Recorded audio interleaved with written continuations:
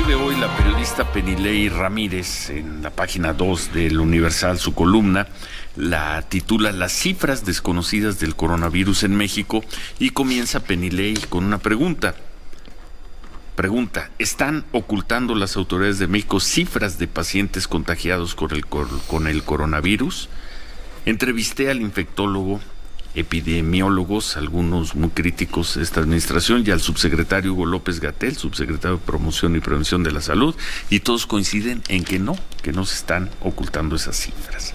Bueno, en otra parte de su columna, antes de llegar a la conclusión de Penilei, habla de la conversación que tuvo con describe estas conversaciones, con estas entrevistas con los especialistas, y se mete al tema de las cifras. ¿Cuántas pruebas se han aplicado? Leo un párrafo, está hablando de... para irme más adelante. Dice, ¿cuándo comenzaremos a ver un crecimiento de casos? Dicen todos los entrevistados que entre la última semana de marzo y la primera de abril. ¿Cuándo estiman que el país pasará del contagio local? López-Gatell aseguró que a partir de entonces, el gobierno lo llama fase 2, pasará a la 3, el número de casos crecerá en un promedio al doble, del doble cada 6 días. Esto significa que si un día tenemos 2,000 casos positivos, tendremos 4,006 días después. Y en otra parte se habla del número de pruebas que se han hecho, y se habla hasta de la necesidad de tener que considerar 200,000 pruebas. Comprar 200,000, pues que no 200,000 pruebas. Penilei Ramírez, buenos días. ¿Qué tal? Buenos días, muchos saludos para ti, Ciro, también para Manuel y a toda la audiencia. Te buscamos porque en tu columna los especialistas, el doctor López-Gatell, hablan de 200,000 eventuales pruebas, y hace unos momentos acaban de hablar de 9,000. 9,100, Penilei, 9,100 que están en el país. Penilei. Sí, les cuento cómo Sí. por lo que explica el doctor Hugo López-Gatell. Yo me imagino que ustedes ya habrán visto que hay un poco de confusión con las cifras, porque hay distintos voceros del gobierno hablando y no siempre coincide lo que dicen entre ellos. Hablábamos ayer, por ejemplo, con Daniel Iturbe de Televisa, que a ella le habían dicho que sí estaban llamando tenías que llamar por teléfono y acudir a tu casa. A mí me dijeron que no. Entonces, bueno, partamos de eso, de que no están todos los voceros del gobierno teniendo, digamos, que información igual. Pero les cuento lo que me dijo a mí López-Gatell en una larga entrevista que tuve para esta columna. Lo que él dice es que las pruebas, primero me gustaría explicar un poco a la audiencia, las pruebas para detección de coronavirus son unas pruebas específicas que se llaman PCR, que son pruebas que se utilizan para otro tipo de enfermedades también respiratorias, pero que en el caso del coronavirus tienen unas enzimas específicas que ya fueron aprobadas por la Organización Mundial de la Salud para detectar coronavirus.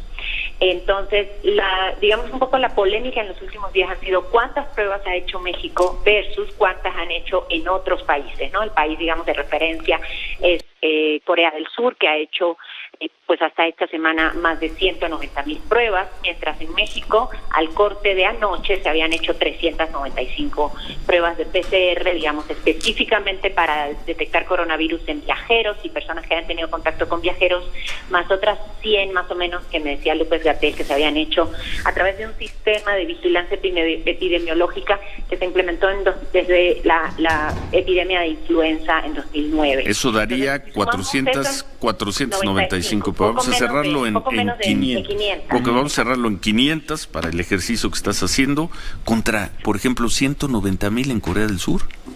Sí, hay más de 10,000 en Italia.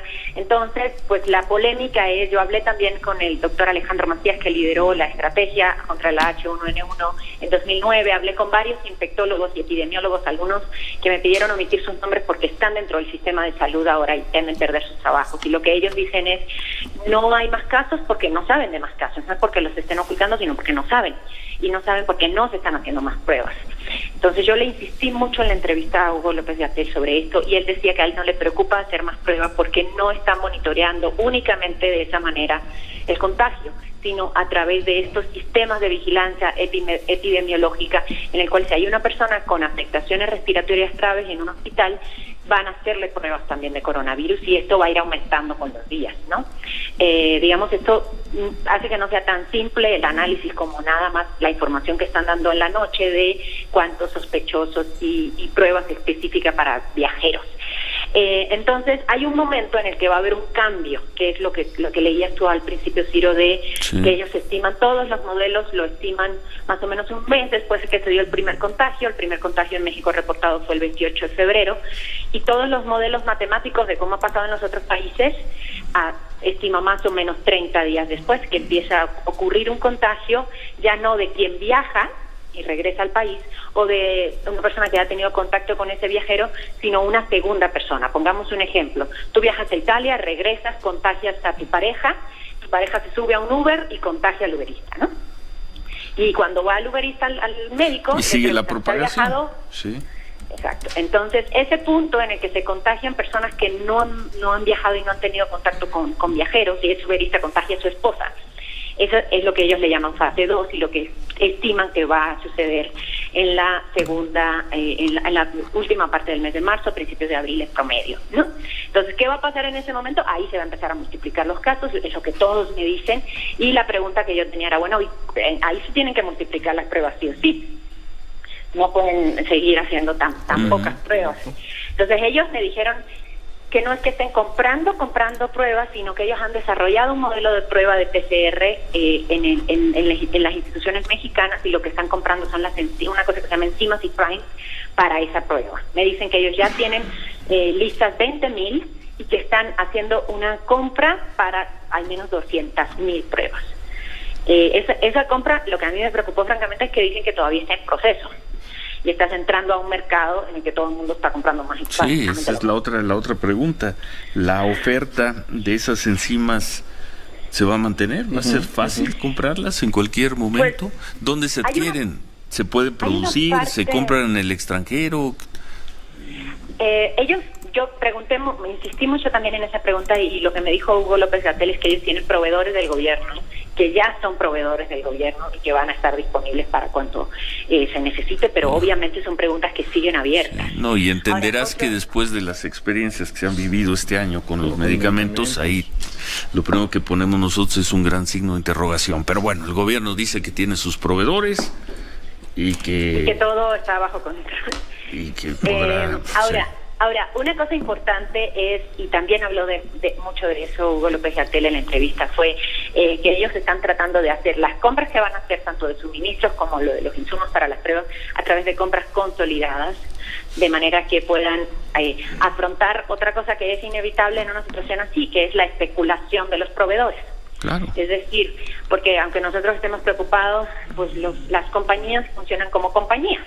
Y entonces en ese momento la especulación del precio que hemos visto ya en todo el mundo, que es un asunto que no ha sido tan reportado por la prensa internacional, pero que es muy interesante, es cómo están cambiando los precios de las mascarillas, de los insumos, de los gel antibacterial, de los algodones, pero sobre todo de algo que va a ser muy importante en esta enfermedad, que son los ventiladores pulmonares, para las personas que ya estén en un caso de afectación aguda respiratoria grave, que son estos grupos vulnerables de los que ha hablado mucho el gobierno, personas mayores de 60 años, personas con otras enfermedades, y que si se complica sí necesitan esos ventiladores pulmonares para poder sobrevivir. Yo le pregunté mucho si ya tienen un conteo de cuántos ventiladores pulmonares hay disponibles para enfrentar la crisis. Ellos me dijeron que todavía están recopilando esa información y que la darán en su momento, pero creo que es otra de las preguntas en las que hay que sin duda. Pues muchísimas gracias, felicidades por tu columna, muy útil en esta confusión, sobre todo en esta confusión estadística que hay, y me quedo con la frase, dejo como una conjetura: no hay más casos porque no hay más pruebas en México. O quizá no haya más casos porque no hay más pruebas. Pues si se han aplicado 500 pruebas, pues el universo posible de contagio en México sería de 500 personas. Y ya. No hay más. Y ya. A ver, ¿Cómo determinas? La tasa de contagio para coronavirus es de 2 a 3 personas. Sí. 2%, y lo 3%. que ellos insisten, a ver, aquí sí es algo importante aclarar, Ciro. O sea, yo estaba también súper clavada con la cantidad de pruebas, pero hay un punto importante lo explicaste que muy no bien. hemos destacado tanto en la prensa, pero que insisten todos, incluso personas con quienes hablé que son especialistas y que no son precisamente fanáticos de este gobierno. Y lo que decían ellos, a ver, sí es importante el número de casos, pero lo más importante es que sepamos exactamente cuándo empieza a haber contagio local, porque en ese momento se multiplica exponencialmente. La famosa dispersión. Pues estaremos, bueno, muchas gracias Penilei Ramírez, periodista de Univisión, del Universal. Muchas gracias por esta explicación y por esta información. Buen día. Buen día, un abrazo Gracias. para todos. Gracias. Vamos a pausa. Y regresamos, y estamos por la volvemos. mañana, @Ciro Gómez Leiva, cuenta de Twitter, Ciro Gómez Leiva, cuenta de Facebook, cuenta de Instagram, Radio Fórmula en Facebook, @radio_fórmula y radioformula.mx. Volvemos.